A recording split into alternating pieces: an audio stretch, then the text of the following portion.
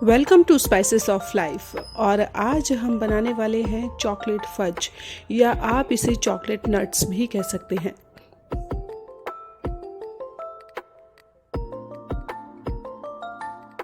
Corona के चलते हम सभी ने बाहर से बहुत कुछ खाना बंद कर दिया, लेकिन बहुत सारी हमारी ऐसी फेवरेट चीज़ें होती हैं जिन्हें खाए बिना हम नहीं रह सकते। और रही बात चॉकलेट की, तो वो तो लगभग हम सभी को बहुत पसंद होती है। तो चलिए आज आपको बताते हैं कि आप घर में ही चॉकलेट फज या चॉकलेट नट्स कैसे बना सकते हैं। इसके लिए मैं यहाँ पर लूँगी डार्क चॉकलेट कंपाउंड।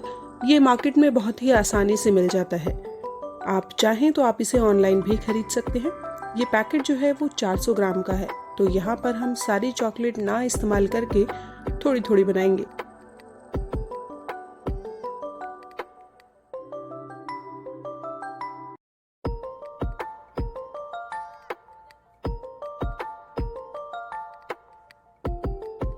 तो यहाँ मैं ले रही हूँ 200 ग्राम डार्क चॉकलेट, जिसे कि मैं अच्छी तरह से क्रश कर दूंगी।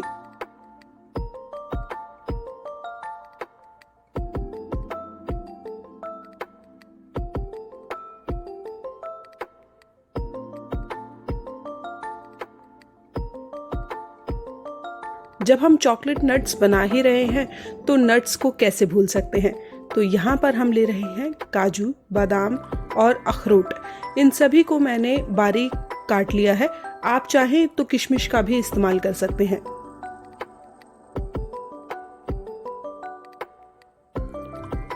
अब मैंने एक नॉन स्टिक पैन लिया है, जिस पर मैं अपने ये सभी ड्राई फ्रूट्स जो हैं वो ड्राई रोस्ट कर लूंगी।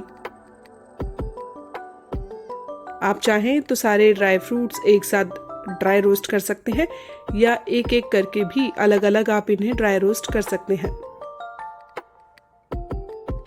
हमें इन्हें ज़्यादा नहीं भूनना है, बस हल्का सा ये क्रंची हो जाए, इतना ही हमें इन्हें ड्राई रोस्ट करना है।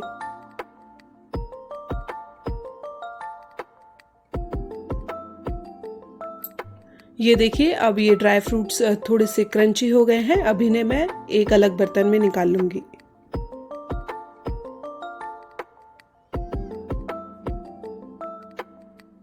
अब हम यहाँ पर लेंगे अपनी क्रश की हुई 200 ग्राम चॉकलेट।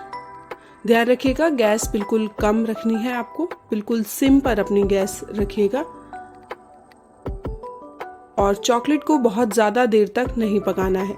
यहाँ 200 ग्राम चॉकलेट मैंने पैन में डाल ली है और इसे पिघलाना शुरू कर दिया है।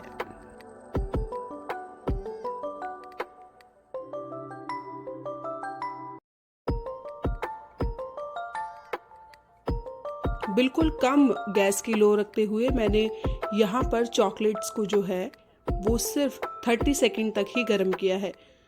चॉकलेट को ज़्यादा गर्म करने से या ज़्यादा पकाने से वो जल जाती है बहुत ही जल्दी।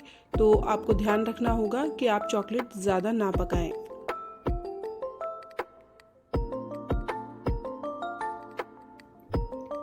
क्योंकि डार्क चॉकलेट जो है वो टेस्ट में कुछ लोगों को कड़वी लगती है, तो इसलिए हम यहाँ पर चॉकलेट में जो है वो मीठा करने के लिए एक सीक्रेट इंग्रेडिएंट डालेंगे।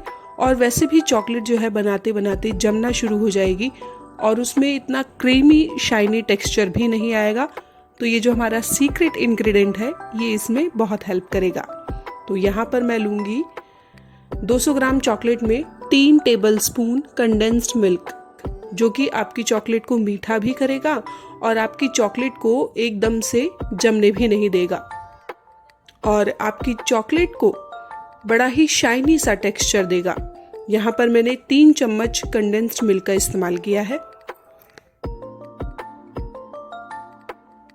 दोस्तों, यहाँ पर हम चॉकलेट को ज़्यादा मीठा करने के लिए ज़्यादा कंडेंस्ड मिल्क का इस्तेमाल बिल्कुल नहीं करेंगे, क्योंकि कंडेंस्ड मिल्क का ज़्यादा इस्तेमाल करने की वजह से आपकी चॉकलेट जो है वो जमेगी नहीं।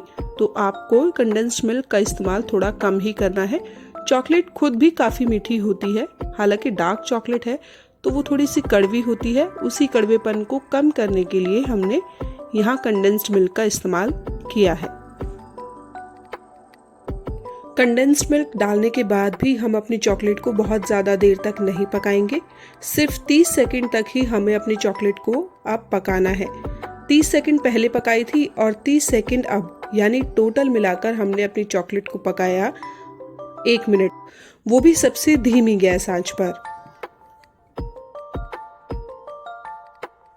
अब यहाँ पर गैस की आंच को हम बंद कर देंगे और अपने कटे हुए नट्स को चॉकलेट में डालकर अच्छी तरह से मिला लेंगे। आप देख रहे होंगे दोस्तों कि चॉकलेट ने किस तरह से शाइन करना शुरू कर दिया है। ये कमाल है कंडेंस्ड मिल्क का।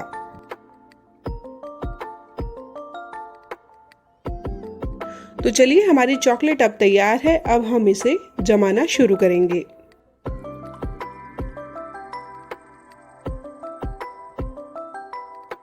यहाँ पर हम अपनी चॉकलेट को जमाएंगे बटर पेपर पर, क्योंकि हम सभी के पास चॉकलेट मोल्ड नहीं होते हैं। तो क्या हम चॉकलेट खाना छोड़ देंगे? बिल्कुल नहीं। तो यहाँ पर हम एक बटर पेपर लेंगे और उसके ऊपर अपनी सारी चॉकलेट को डालकर अच्छे से फैला लेंगे। जितनी भी थिक आपको चॉकलेट रखनी है उतनी ही मोटाई आप इसकी रखिएगा। और इसके बाद ये मैं स्पैचुला से ही इस पर कट के निशान लगा दूंगी,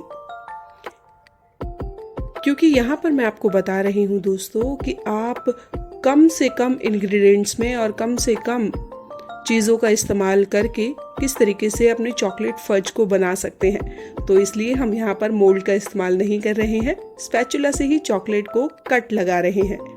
कट लगाने के बाद हम चॉकलेट को 1 घंटे के लिए ऐसे ही छोड़ देंगे, या आप चाहें तो इसे फ्रिज में भी रख सकते हैं।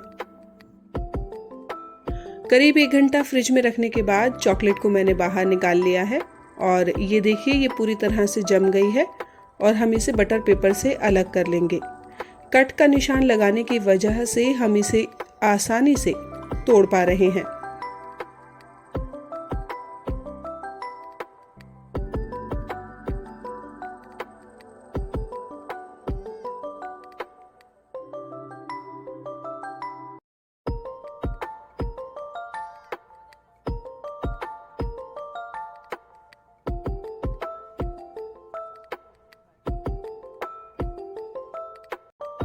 और अब हमारी चॉकलेट फज या चॉकलेट नट्स तैयार हैं खाने के लिए।